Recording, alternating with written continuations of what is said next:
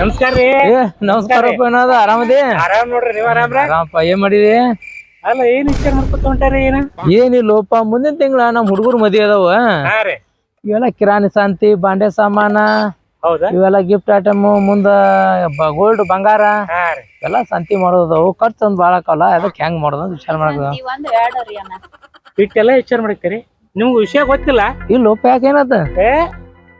ಹಜಾರೆ ಬಜಾರ್ ಅಂತ ಹೇಳಿ ರಬಕಾಯಿ ಓಪನಿಂಗ್ ಆಗ್ತೈತ್ರಿ 7ನೇ ತಾರೀಕೆ. ಅಲ್ಲ, ಹೌದಾ? ತಿಂಗಳ ನೀವ್ ಏನಿವ್ ಐಟಮ್ ಹೇಳ್ರಲ್ಲ, ಬಂಗಾರ, ಬಾಂಡೆ ಸಾಮಾನ್, ಕಿರಾಣಿ, ಈ ವಸ್ತು ಇಲ್ಲ ಅನ್ನಂಗಿಲ್ಲ ಇಲ್ಲಿ.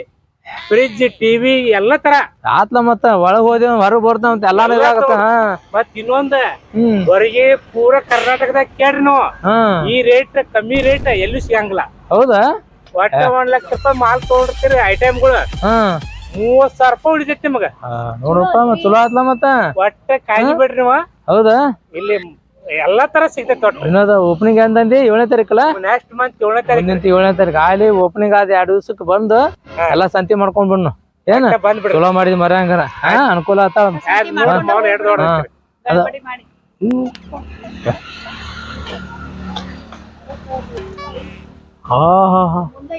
ಏನಪ್ಪ ನೋಡಿ, ನಮ್ಮ ಕರ್ನಾಟಕದಾಗ ಹಿಂಗಿಲ್ಲ ಬಾನಪ್ಪ. ಇದು ಎಂತ ಬಜಾರ ಬಾಬಾಬು, ಹಜಾರೆ ಬಜಾರ್